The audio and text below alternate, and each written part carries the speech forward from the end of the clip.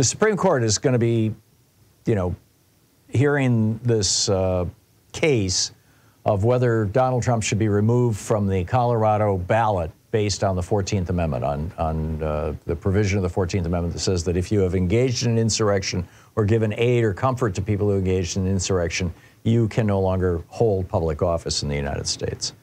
And these historians, and these are, you know, some of the most well-known historians. James McPherson, for example, of Princeton, is arguably one of the most well-known Civil War historians in the country.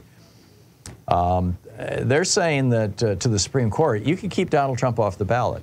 And by the way, game this out for a minute here. You've got the right-wing billionaires who own Clarence Thomas, for example, you know, Harlan Crow giving a bunch of money to Clarence Thomas. Harlan Crow also, if news reports are accurate, helping to fund No Labels. No Labels is talking about putting Joe Manchin in the race, or at least that's the speculation. If that happens, who does it hurt? It hurts Joe Biden. Who does it help? It helps Donald Trump, or at least it helps the Republican nominee. Well, I'm of the opinion that many of these right-wing billionaires, I can't speak for Harlan Crow, but that many, you know, who's a Nazi memorabilia collector, but many of these right-wing billionaires actually don't want Trump as the nominee because they think that Biden can beat him. They would much rather have Haley or somebody else. And so, but nobody wants to come out and say this.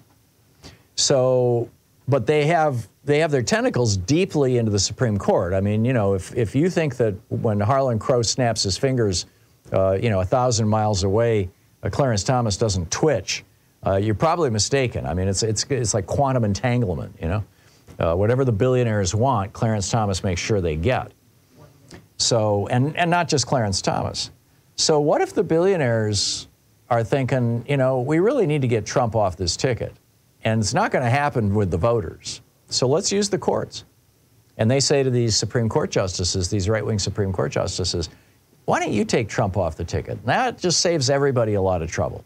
And he'll rail and grumble about the Supreme Court, but that'll be that. What do you think?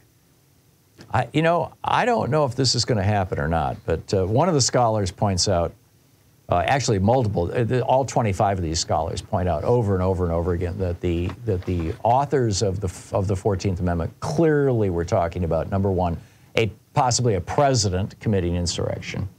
In fact, they specifically mentioned that in the debate around the 14th Amendment. And number two, that, you know, in this case, what Donald Trump has done clearly qualifies, and that this is a self-executing law. It doesn't require further action by Congress. So we'll see. You know, I'm starting to think that the Supreme Court, or the right-wingers on the Supreme Court anyway, might be inclined to say, you know, it would work better for the right-wing billionaires if Nikki Haley was president than Donald Trump. So let's go with that. I don't know. We'll see. We'll see. It's 27 minutes past the hour. New bombshell report about possible Trump tax evasion, and I'll get your calls on the other side of this break.